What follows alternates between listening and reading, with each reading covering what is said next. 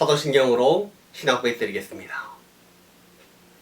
전능하사 천지를 만드신 하나님 아버지를 내가 믿사오며 그 외아들 우리 주 예수 그리스도를 믿사오니 이는 성령으로 잉태하사 동정녀 마리아에게 나시고 본디오 빌라도에게 고난을 받으사 십자가에 못 박혀 죽으시고 장사한 지 사흘 만에 죽은 자 가운데서 다시 살아나시며 하늘에 오르사 전능하신 하나님 우편에 앉아 계시다가 저리로서 산자와 죽은 자를 심판하러 오시리라. 성령을 믿사오며 거룩한 공회와 성도가 서로 교통하는 것과 죄를 사하여 주시는 것과 몸이 다시 사는 것과 영원히 사는 것을 믿사옵나이다. 아멘. 찬송가 109장입니다.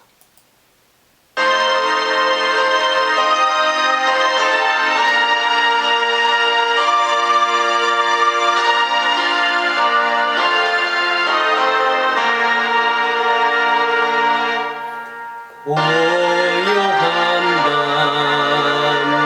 거룩한 밤 어둠에 묻힌 밤 주의 품어 앉아서 감사 기도 드릴 때 아기 잘도 잔다고 아기 잘도 잔다 고요한 밤 거룩한 밤 영광이 돌린 밤 천군 천사 나타나 기뻐 노래 불렀네 구원하셨도다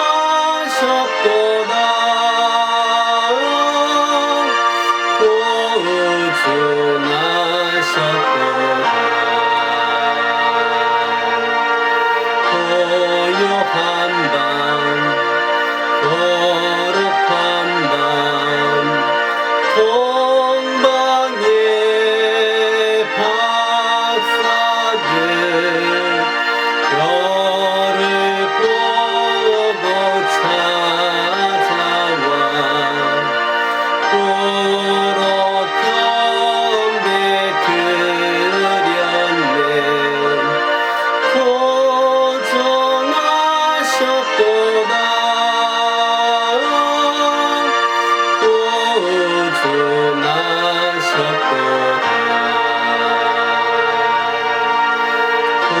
고요한 밤 거룩한 밤 주 예수 나신 밤 그의 얼굴 광채가 세상 빛이 되었네 구원하셨도다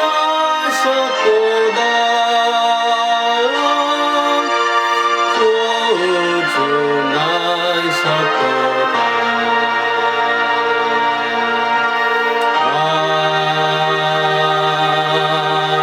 아멘.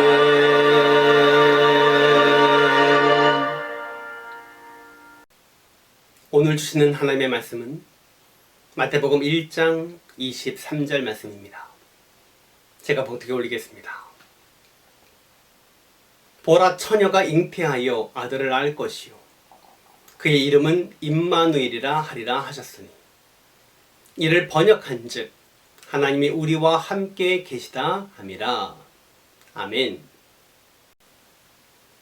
메리 크리스마스. 내일은 예수님이 우리를 위해 이 땅에 오신 성탄절입니다. 성탄절과 오늘 주일을 맞이하여 예배하는 모든 성도들에게 성탄의 축복이 넘쳐나시기를 주님의 이름으로 축원을 드립니다. 여러분, 성탄절은 어떤 날인가요? 예수님의 탄생은 한 인간이 이 세상에 태어난 단순한 사건이 아닙니다. 성탄절은요, 어떤 큰 위인이 이 세상에 출생했다고 기념하는 날도 아닙니다. 또 어떤 성자가 탄생했다고 감격하는 날도 아닌 거예요. 예수 그리스도의 탄생은요, 곧 하나님이 인간이 되셔서 인간의 역사 속에 찾아오신 경이롭고 감사한 날인 겁니다. 믿습니까? 22절 봅니다. 이 모든 일이 된 것은 주께서 선지자로 하신 말씀을 이루려 하심이니. 그러면 성탄절은요, 구약 예언의 성취로서 예수 그리스도께서 메시아이심을 알게 하는 날인 겁니다. 성탄절은요, 하나님이 이 세상에 오셔서 죄인된 나를 위해 십자가의 보혈로 구원하기 위해 오신 날인 겁니다. 오늘 본문 23절 봅니다. 보라, 처녀가 잉태하여 아들을 낳을 것이요 그의 이름을 임마누엘이라 하리라 하셨으니, 이를 번역한즉 하나님이 우리와 함께 계시다 함이라. 그러므로 성탄절은요, 곧 임마누엘 사건인 것입니다. 오늘 예수 그리스도를 믿는 우리에게 하나님이 함께 하신다라는 임마누엘의 약속이 있는 줄 믿습니다. 마태복음 28장 20절에서 내가 세상 끝날까지 너희와 항상 함께 있으리라. 아멘. 이렇게 말씀하셨습니다.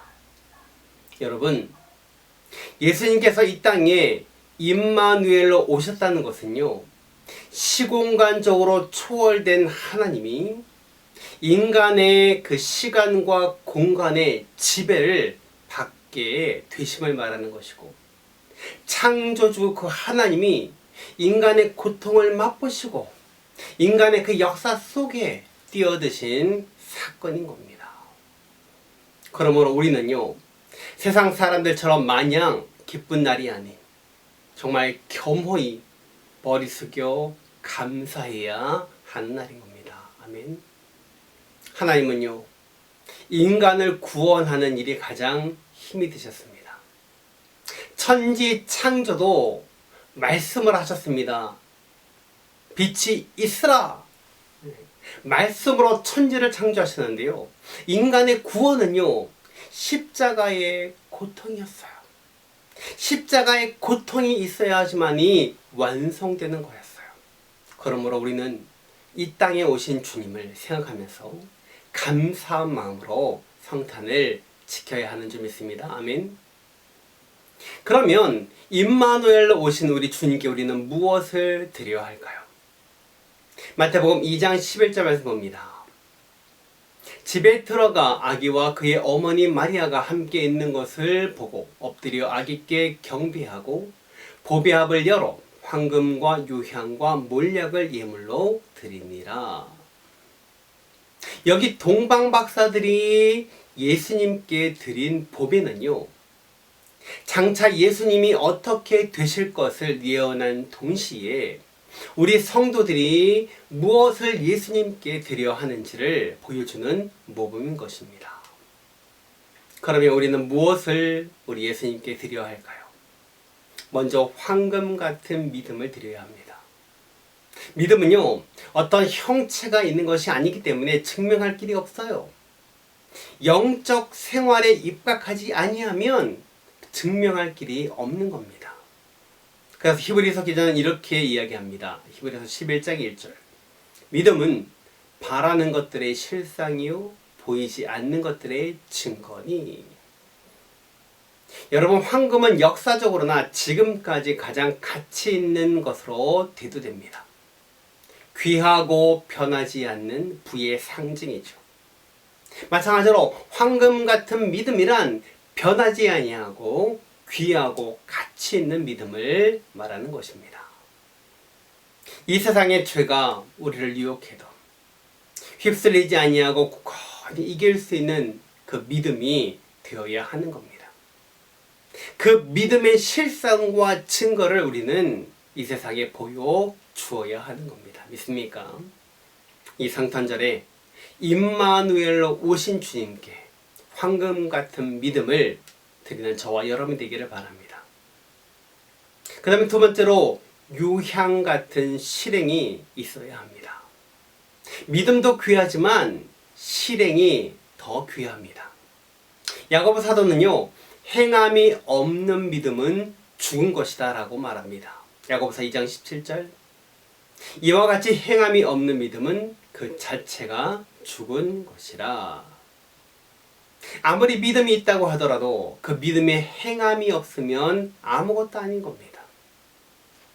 여러분, 동방박사가 예수님께 드린 유향은요, 그 향기가 오리 약 2kg 밖까지 풍기고요, 그 향기가 약 100일까지 지속된다고 합니다. 우리의 아름다운 행실도 이 세상에 풍기고 이 생명 다하도록 그 향기를 날리는 그런 삶이 되어야 할 줄 믿습니다. 아멘. 그 다음에 세 번째로 몰약 같은 희생이 있어야 합니다. 희생이라는 것은요, 남을 위하여 나를 바치는 겁니다. 즉 이타주의적인 삶을 말하는 거예요. 이타주의는요, 다른 사람도 잘 살게 하는 것뿐만 아니라 나도 잘 살게 합니다. 여러분, 벳세다 광야에서 한 어린아이가 보리떡 5개와 물고기 2마리를 예수님께 드렸습니다. 그랬더니 오병이어의 기적이 일어납니다. 그래서 장정만 5,000명 이상 먹고 남는 그런 역사가 일어나지 않습니까? 이것이 바로 희생의 유익을 보여준 아름다운 사례인 것입니다. 믿습니까? 말씀을 드립니다. 성탄절을 맞이하여 임마누엘로 오신 그 예수님께 여러분은 무엇을 드리기를 원하십니까? 황금 같은 믿음을 드리고 그런 삶을 살아서 귀하고 빛나게 살며 유향 같은 행함으로 이 지역의 향기를 내고 몰약 같은 희생으로 정말 가치 있는 삶을 살아가는 우리 모든 성도님들이 다 되시기를 주님의 이름으로 축원을 드립니다. 기도하겠습니다.